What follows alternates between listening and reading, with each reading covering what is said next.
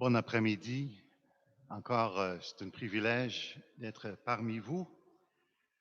Cette fois-ci, nous tournons à Marc. Donc, on va lire l'évangile de Marc, et le chapitre 6, les versets 45 jusqu'à 52. Donc, Marc 6, 45 jusqu'à 52. Aussitôt près, il obligea ses disciples à monter dans la barque et à passer avant lui de l'autre côté, vers Bethsaïda, pendant que lui-même renverrait la foule. Quand il le renvoyait, il s'en alla sur la montagne pour prier. Le soir étant venu, la barque était au milieu de la mer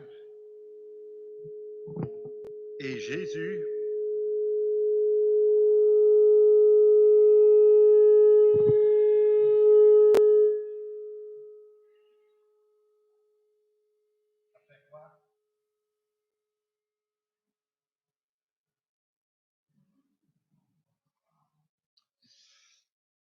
On recommence à 45. Le soir étant venu, la barque était au milieu de la mer et Jésus était seul à terre. Il vit qu'ils avaient beaucoup de peine à ramer, car le vent leur était contraire. À la quatrième veille de la nuit environ, il alla vers eux, marchant sur la mer, et il voulait les dépasser. Quand ils le virent marcher sur la mer, ils crurent que c'était un fantôme et ils poussèrent des cris, car ils le voyaient tous et ils étaient troublés. Aussitôt Jésus leur parla et leur dit, « Rassurez-vous, c'est moi, n'ayez pas peur. » Puis il monta vers eux dans la barque et le vent cessa. Ils furent en eux-mêmes tout stupéfaits et remplis d'étonnement, car ils n'avaient pas encore ou pas compris le miracle des pains parce que leur cœur était endurci. Donc aujourd'hui, on peut mettre sur notre méditation préparé par Jésus pour être utile dans son royaume. Je me répète, préparé par Jésus pour être utile dans son royaume. Avant de rentrer dans le texte, il faut toujours considérer le contexte. Et le contexte est bien marqué dans le même chapitre, Marc 6, verset 34, où nous lisons, « Quand il sortit de la barque, Jésus vit une grande foule et fut ému de compassion pour eux, parce qu'ils étaient comme des brebis qui n'ont point de berger. Et il se mit à leur enseigner beaucoup de choses. » Le contexte ici, c'est bien le cœur de l'amour de Dieu.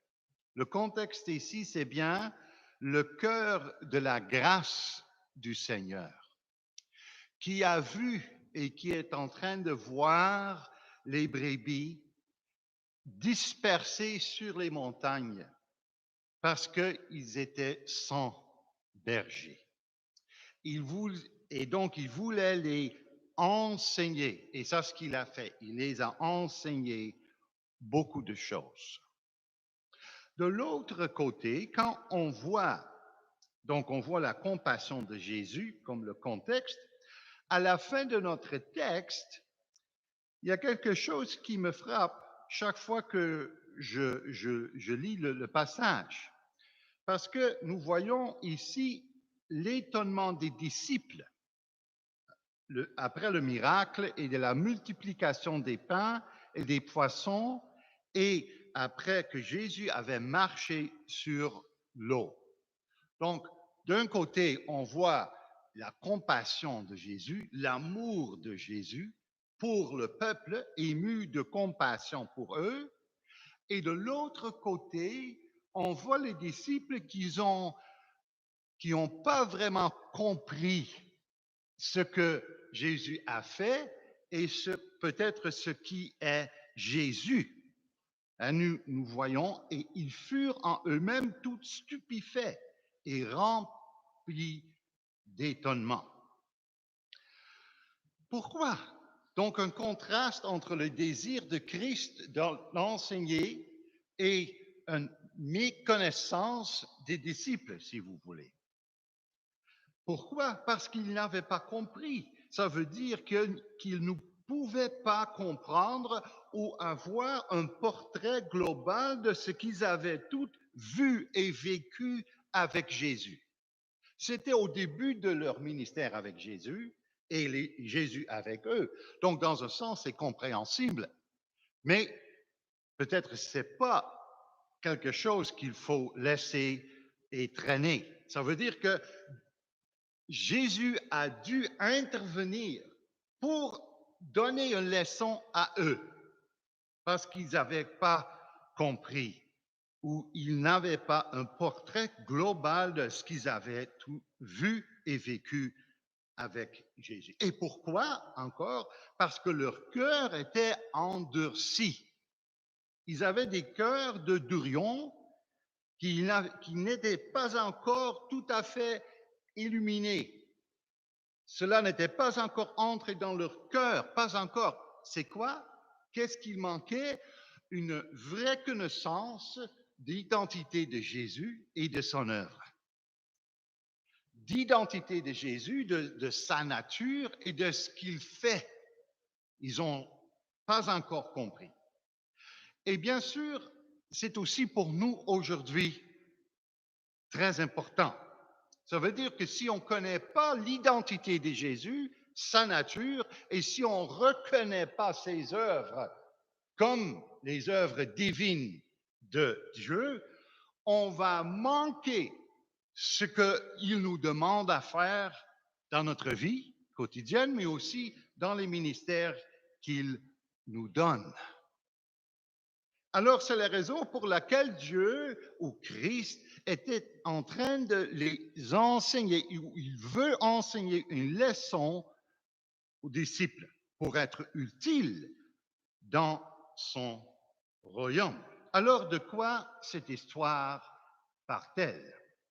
Jésus veut leur enseigner quelque chose pour qu'ils comprennent et soient prêts à nourrir les gens eux-mêmes. Le contexte est bien, donc le miracle de la multiplication des pains. C'est le contexte de ce texte. Et là, au milieu de ce passage, Jésus les a demandé de nourrir le peuple. Mais ils n'avaient pas les moyens pour les nourrir.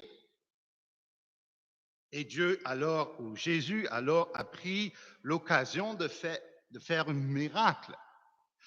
Mais ils avaient une responsabilité de nourrir le peuple. Ça veut dire pas nécessairement physiquement, mais certainement spirituellement. Et Christ est en train de les préparer pour qu'ils puissent faire ce qu'ils doivent faire plus tard, pour être utiles dans son royaume. Comme je viens de dire, Jésus leur répondit, donnez-leur vous-même à manger, spirituellement, bien sûr, en donnant la nourriture spirituelle en tant que 12 apôtres. C'est très significatif. Qu'est-ce qu'ils ont ramené? 12 paniers. Encore, on ne peut pas aller dans tous les détails, des détails significatifs, mais 12. Donc, encore une fois, le contexte est pour enseigner les 12 qui seront envoyés dans le monde, aux nations du monde. C'est le contexte. Et qu'est-ce qu'il voulait les enseigner? Il voulait leur enseigner des choses encore sur lui-même et sur leur tâche en tant que futurs prédicateurs, pasteurs et missionnaires. Très important. Encore une fois, le contexte. C'est la raison pour laquelle Matthieu Henry dit sur ce passage et sur le contexte global de ce passage, c'est le début de la mission de Christ et de leur mission sur la terre. Et je cite, il s'agissait d'un spécimen des épreuves qu'ils auraient à subir lorsqu'il les enverrait à l'étranger pour prêcher l'Évangile. Fin de la citation. Donc, le contexte, très important pour comprendre le texte. Alors, premier point, pourquoi est-ce que on revient sur la question, est-ce que c'était nécessaire que les gens soient enseignés par rapport à Jésus et son royaume? Parce que les gens et même les disciples avaient de mauvaises attentes au sujet de Jésus et de son royaume. C'était toujours le problème autour de Jésus. Quand on regarde le texte, le même texte en Jean 6, verset 15, Jésus connaissait leur cœur, il dit, le texte dit, sachant qu'ils allaient venir l'enlever pour le faire roi. Fin de la citation. Donc, leurs attentes étaient pourquoi? Pour faire Jésus un roi, mais plutôt un roi physique pour un royaume physique, n'est-ce pas? Ils voulaient peut-être régner avec lui, à côté de lui, dans un royaume physique ici sur la terre. Et je pense aussi que les disciples étaient dedans. Ils avaient aussi une mauvaise compréhension de Jésus et de son travail, de son royaume. Donc, c'était spécifiquement et spécialement important pour les enseigner une leçon, pour être utile dans son royaume. Et pour nous, aujourd'hui, c'est encore important. Malheureusement, beaucoup de chrétiens ont une compréhension du royaume de Dieu qui se concentre sur les choses ici-bas, qui se concentre sur les choses physiques, matérielles, un statut d'honneur dans ce monde, pouvoir dans ce monde, etc., etc. Il y a beaucoup de prédicateurs qui ont ça comme un message. Mais le royaume de Dieu n'est pas d'abord et surtout physique, mais d'abord et surtout spirituel. Alors, Jésus est sur le point de leur enseigner que le royaume de Dieu est complètement différent. Il dit en autres mots, laissez-moi vous montrer quelque chose, mes disciples, futurs apôtres. Mon royaume est complètement différent. C'est un royaume spirituel dont je suis le Seigneur et le Sauveur. Une petite application. N'est-ce pas vrai que Jésus fait avec son disciple encore aujourd'hui, ou son peuple, ou son Église et ses serviteurs, qu'il les laisse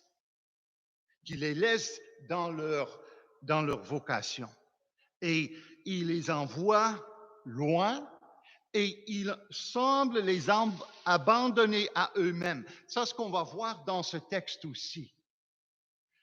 C'est une sorte d'abandonnement qu'eux, ils ont senti seuls dans la tempête, etc. Et parfois, il nous envoie au milieu de la mer, c'est-à-dire au milieu des peuples et des nations de ce monde. Ça, c'est intéressant, parce que John Gill, et peut-être vous connaissez John Gill, c'est un des meilleurs commentateurs sur la Bible, un baptiste réformé, OK? Bien entendu. Il dit, les vagues représentent les nations du monde. Et Dieu va les envoyer dans les nations du monde. Et là, ils vont expérimenter quoi? Parfois d'être laissés seuls et abandonnés. Et ça, c'est ce qu'il va les faire sentir aussi dans ce passage. Pour qu'ils soient complètement abandonnés à lui dans la foi. Alors, c'est aussi vrai pour nous parfois. il semble parfois que Jésus est très loin, même caché. Et on se demande pourquoi suis-je ici? Pourquoi Dieu me laisse ici toute seule? Pourquoi tant des épreuves dans ma vie? La croix qui se présente devant moi et à l'intérieur de moi. Pourquoi, Seigneur? Pourquoi? Peut-être ce sont les questions qui sont dans votre cœur aussi cet après-midi. C'était le cas avec les disciples. Alors, qu'est-ce que Jésus fait? Et là, on tourne vers le texte spécifiquement. Donc, après le miracle avec les pains, la multiplication des pains, qu'est-ce qu'on lisons? Aussitôt après, il obligea ses disciples à monter dans la barque et à passer avant lui de l'autre côté vers Bethsaïda. Il y a deux aussitôt. On va revenir à l'autre aussitôt un peu plus tard dans le texte. Mais ici, après cet événement miraculeux, Jésus était contraint de les envoyer sur les vagues. Hein? Il les a obligés. C'était une commande de Jésus. Allez dans la barque et allez vers l'autre côté de la mer. Ils n'avaient pas beaucoup de choix dedans, je pense. Hein? C'était une demande, une commande de Jésus. Et alors, qu'est-ce que lui, il fait? Pendant que lui-même renverrait la foule. Et quand il le renvoyait, il s'en alla sur la montagne pour prier. Donc, qu'est-ce que nous voyons ici? Christ les a envoyés sur les vagues et il va se retirer pour prier aux montagnes, pour prier Dieu. OK? Donc, vous voyez comment il les abandonne sur les vagues de la mer. Si vous voulez, encore symboliquement, comment il les abandonne sur les vagues comme des nations du peuple, des tribus du monde. Ils vont bientôt proclamer l'Évangile. Et il se retire et il se trouve loin, priant aux montagnes. Et là, ils sont au milieu de la mer, au milieu d'une tempête en plus. OK? Donc, il n'y a pas beaucoup de détails qu'il y avait un commencement d'une tempête, mais c'est très rapide dans ce texte. Le soir étant venu, la barque était au milieu de la mer et Jésus était seul à terre. Encore une fois, le contraste est très fort ici. Hein? Seul à la terre et eux, ils étaient le soir. Hein? Et qu'est-ce qu'il vit? Qu'ils avaient beaucoup de peine à ramener car le vent leur était contraire. Alors, qu'est-ce que Jésus fait? Encore une fois, juste pour me répéter, il se trouve aux montagnes pour prier à Dieu et il les a envoyés sur la mer. Mais pas juste aux mers, dans la mer. Mais qu'est-ce qu'il a envoyé aussi? Le tempête. Christ est souverain. Donc, il prie pour eux, mais il les a envoyés au milieu. Et là, quand ils étaient arrivés au milieu de la mer, qu'est-ce qu'ils ont trouvé au milieu de la mer? Une grande tempête.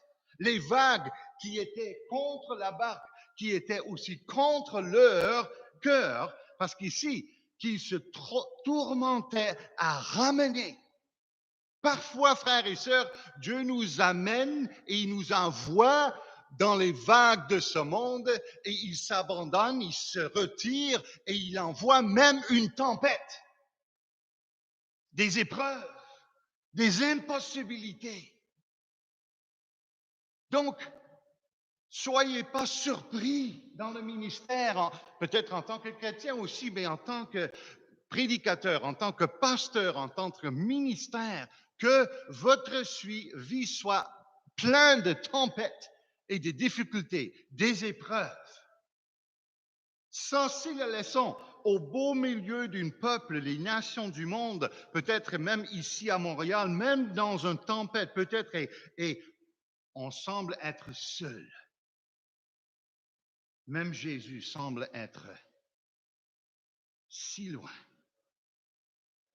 Parce que, pourquoi? Ils avaient besoin de comprendre, de reconnaître davantage c'est quoi l'identité du Seigneur Jésus-Christ et c'est quoi son œuvre. Et on peut l'expérimenter, on peut le voir par la foi seulement, souvent dans les tempêtes, dans les épreuves. Là, Dieu manifeste ce qu'il est et ce qu'il peut faire. Comprenez? Donc, ils avaient besoin de ce leçon pour mieux comprendre et comprendre davantage la nature de Christ et de ce qu'il fait, ou la nature de son royaume, comment ça marche, comment Dieu travaille à travers ce monde et à travers son Église. Alors, il les envoie. Et parfois, il nous envoie. Bienvenue dans la lutte. Bienvenue dans le royaume spirituel. Peut-être pour certaines, c'est un peu étrange. Mais pourquoi? Parce que peut-être vous voyez encore seulement avec les jeux charnels. Mais quand Dieu les a enlevés, si vous voulez, pour que tu puisses voir à travers la foi, à travers l'inspiration du Saint-Esprit, vous allez voir autre chose qu'on se trouve dans une lutte qui est au-delà de nos capacités, au-delà de nos possibilités. Et Dieu nous envoie dedans, même avec le vent qui est contraire à nous. Ça fait aucun sens. Est-ce que vous trouvez déjà dans un cul-de-sac ou quelque chose qui ça fait aucun sens? Ça m'arrive assez souvent et j'aime pas cela, pas du tout, parce que la chair dit oh Dieu, pourquoi encore? Mais l'esprit je réjouis parce qu'après je peux regarder en arrière et dire c'était mon Seigneur qui était dedans, qui voulait, dans un sens, jouer avec moi pour se montrer encore et davantage plein d'amour et plein de grâce. Ça, c'est l'œuvre de Christ. C'est le but de son œuvre. C'est le royaume spirituel. Les amis, qu'est-ce que nous voyons encore? Donc, on va continuer. Donc, il les a vus en priant. Donc, c'est sûr qu'il a prié pour eux. Il les a vus et il est venu vers eux. Et donc, tout vient de lui. Le Seigneur est au contrôle, complètement. Il les a vus et il est venu en marchant sur ce que nous menace, les vagues, le peuple du monde. OK, je vais m'arrêter là-dessus un peu. Parce que c'est difficile à comprendre, sinon dans la foi seule. Il marche sur les choses qui nous menacent. Pour dire quoi? Je suis en contrôle. Ils sont dans leur bateau. Ils sont dans leur barque. Dans l'impossibilité. Et qu'est-ce qu'il fait? Il marche sur les choses qui sont en train de détruire leur barque. Ça veut dire que moi, je suis en contrôle, mes disciples. Je suis le Seigneur. En marchant sur ce que nous menace, il les a vus. Donc ça veut dire aussi qu'il est omniscient. Il est capable de nous voir de loin ou de près. Christ, Dieu, est omniscient et en marchant sur les eaux, il est omnipotent. Donc, qu'est-ce qui les a montrés? Ces deux attributs. Moi, je suis omniscient. Je te vois. Et je peux marcher sur le menace de toi. Je suis omnipotent. Sa connaissance et son pouvoir divin. Mais est-ce qu'ils ont compris? Tout de suite, maintenant? Le reconnaissent-ils Jésus marchant au milieu de la tempête, marchant sur la mer? Est-ce qu'ils ont reconnu leur Seigneur? Non. Qu'est-ce qu'ils ont dit? Et en plus, un fantôme. Et qu'est-ce qu'ils ont fait? Ils poussent des cris. Euh, L'expression est très forte. C'est comme c'est la fin de leur vie. Imaginez-vous d'être dans une barque sur les vagues qui veut te détruire et là tu vois un fantôme à côté de toi. Qu'est-ce que vous allez faire? Mourir. Non? Ça, c'est la fin de ma vie. Imaginez-vous. Ils doivent donc vraiment être troublés. Ils étaient troublés. Ils poussaient des cris du cœur. C'est fini, ma vie. Je vais m'arrêter là-dessus un petit peu. Frères et sœurs, quand on parle du royaume de Dieu, car on parle du royaume du Christ, il y a toujours deux choses que le Seigneur manifeste. Il a deux mains, OK? Dans son omnipotence, dans son omniscience, il va faire nous amener où? Souvent, sinon toujours, dans les impossibilités. Pourquoi? Quoi? On va mourir à nous-mêmes. Ça, c'est pas évident pour la chair. On ne le veut pas. Mais dans sa main gauche, donc, qu'est-ce qu'il fait? Il nous tue à travers les circonstances, à travers les épreuves. Surtout quand vous êtes un chrétien. Parce que les non-chrétiens, ils voient avec les yeux charnels et là, tout va être bien selon eux. Mais surtout les chrétiens, ils nous amènent dans les voies où on ne peut pas s'en sortir. C'est impossible. Et là, ils reconnaissent, non, ils ne reconnaissent pas, mais ils disent de Jésus comme il est un fantôme.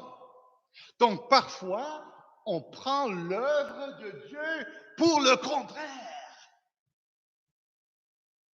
Il faut le comprendre, frère.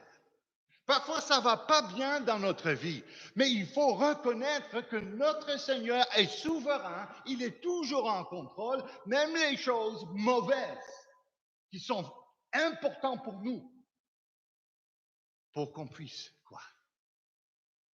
Donc, son travail étrange avec sa main gauche. Mais qu'est-ce qu'il manifeste aussi? Et là, c'est l'autre côté. Parce que l'omniscience et l'omnipotence de Jésus, de Dieu, sans son amour, va nous détruire. Il faut se répéter. Son omnipotence, son omniscience, sans être mélangé avec son amour, va nous détruire.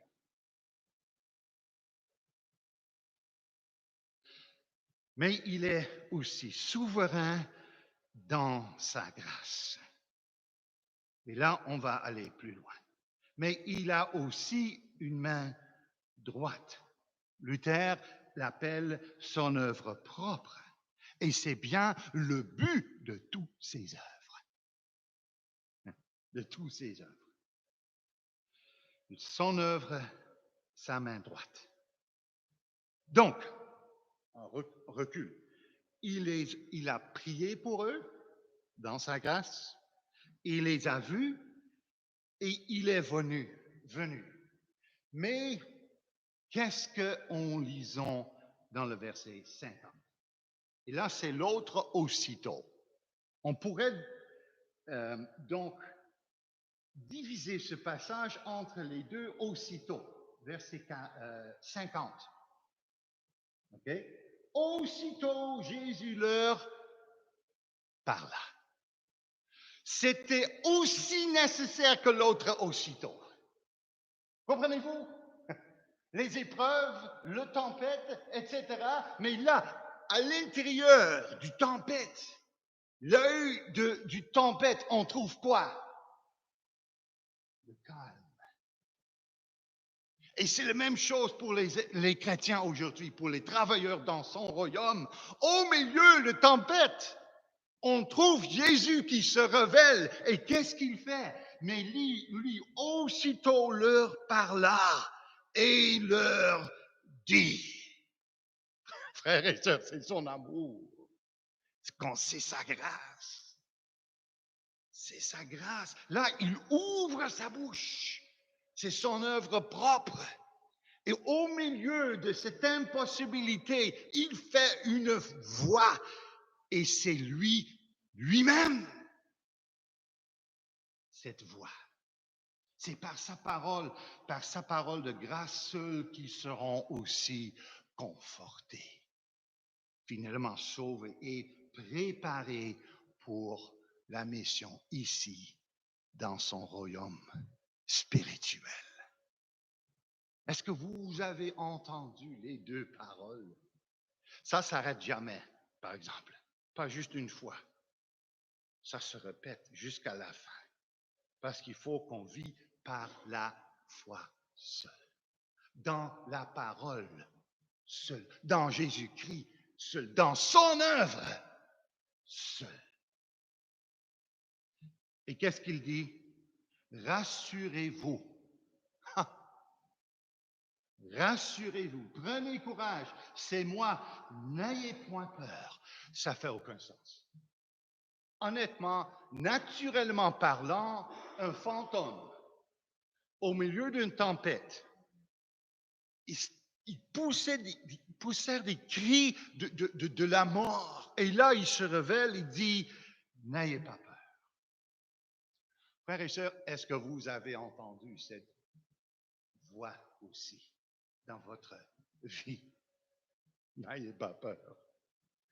C'est moi. Il révèle son amour. Il donne son cœur à son peuple. C'est moi. La croix, c'est la même chose, frères et sœurs. Pour le monde, ça fait aucun sens. C'est une pierre d'achoppement pour les Juifs et la folie pour les Grecs. Mais pour ceux et celles qui croient en lui, c'est le pouvoir de Jésus pour les rassurer, pour les donner sa grâce. À l'extérieur de la croix, c'est dur, impénétrable.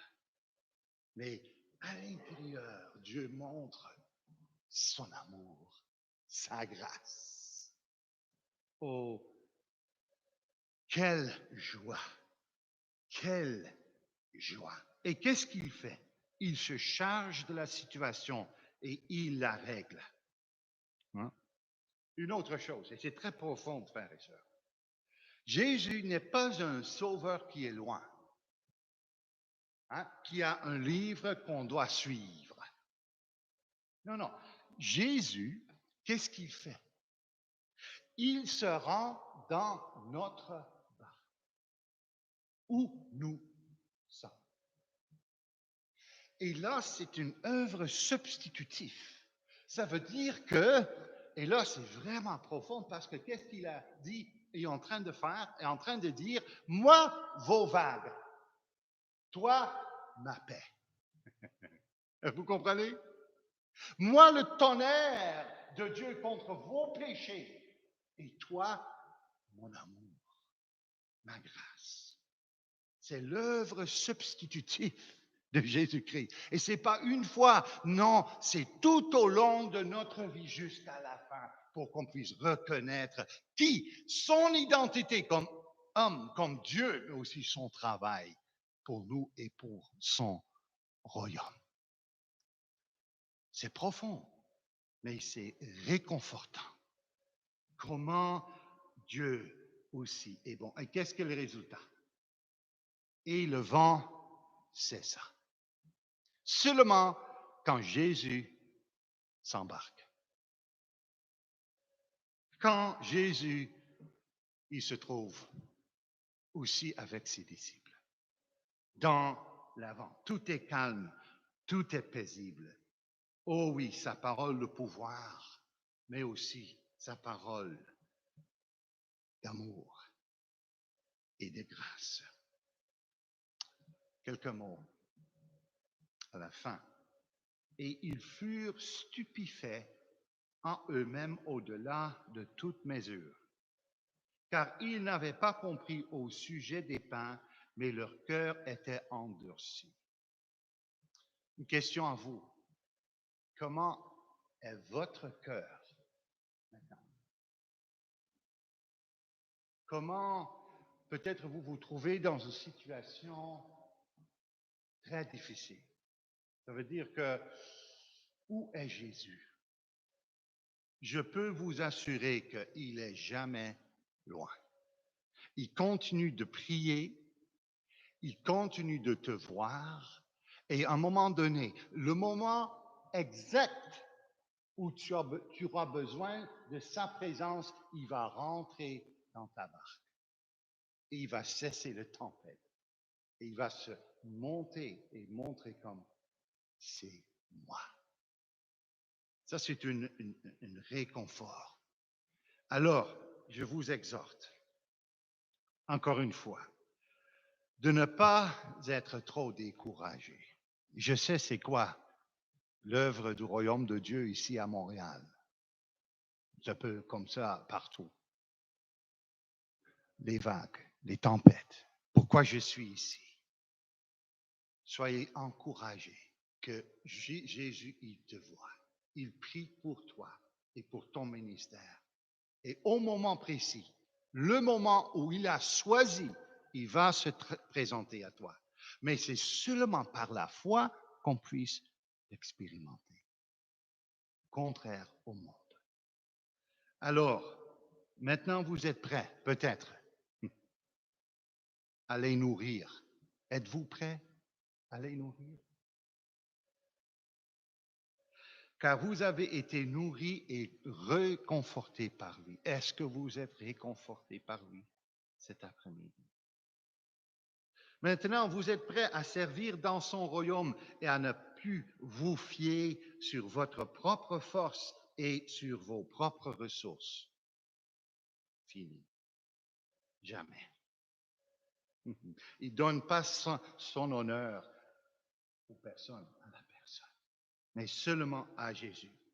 Et maintenant, vous avez appris à dépendre totalement et complètement de Jésus, de sa parole et de son action.